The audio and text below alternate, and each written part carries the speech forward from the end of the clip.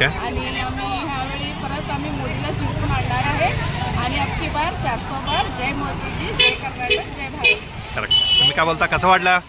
चांगलं वाटलं. मोदीजीला बघायला सांगितले होते. हे तुमचा पहिला वोट असणार, करेक्ट आहे का नाही? मग आता कसं वाटलं मोदीजींचं भाषण? चांगलं वाटलं. शुअर. तुम्हाला कसं वाटलं? ओके. असं टी व्हीमध्ये बघितलं ना, आज तर लाईव्ह बघितला, कसं वाटलं? होय. अरे वा.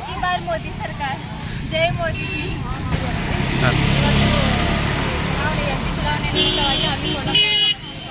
ಶಾಸಕರಾದಂಥ ಅಭಯ್ ಪಾಟೀಲ್ ಸರ್ ಅವರ ವತಿಯಿಂದ ಇವತ್ತೇನು ಕಾರ್ಯಕ್ರಮವನ್ನು ಆಯೋಜನೆ ಮಾಡಲಾಗಿದೆ.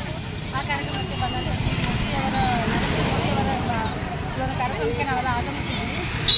ರಾಮ ಮಂದಿರ ಮಾಡಿದ ಕಾರಣ ಅಂತಂದರೆ ಮೊದಲನೇ ಮಾತಂತಂದರೆ ಆಧ್ಯಾತ್ಮಿಕವಾಗಿ ನಮ್ಮ ಒಂದು ಹಿಂದೂ ಪ್ರತೀಕವಾಗಿರುವಂಥ ರಾಮ ಮಂದಿರವನ್ನು ನಮ್ಮ ಮೋದಿಜಿಯವರು 5 ವರ್ಷಗಳಿಂದ ನಿಂತಿರುವಂಥ ಒಂದು ಕೋರ್ಟ್ ಕೇಸನ್ನು ನಿಕಾಲ್ ಮಾಡಿ ಇವಾಗ ಮಂದಿರವನ್ನು ನಮಗೆ ಎಲ್ಲರಿಗೂ ರೆಡಿ ಮಾಡಿ ಇದೇ ರೀತಿ ಇನ್ನೂ ಹೆಚ್ಚಿನ ಅಭಿವೃದ್ಧಿ ಕಾರ್ಯ ಬೇಕಂತಂದರೆ ಮತ್ತೊಮ್ಮೆ ನಾವು ಮೋದಿಜಿಯವರನ್ನು ಆಯ್ಕೆ ತಮ್ಮನ್ನು ಸಹಕಾರಿ ಮಾಡ್ಕೊಳ್ತೀವಿ. ನಿಮ್ಮ ಹೆಸರು ರೀ? ನಿಮ್ಮ ಹೆಸರು? ನಮ್ಮ ಹೆಸರು ವಂದನಾ ಹೊನ್ನಾಳಿ ಅಂತ.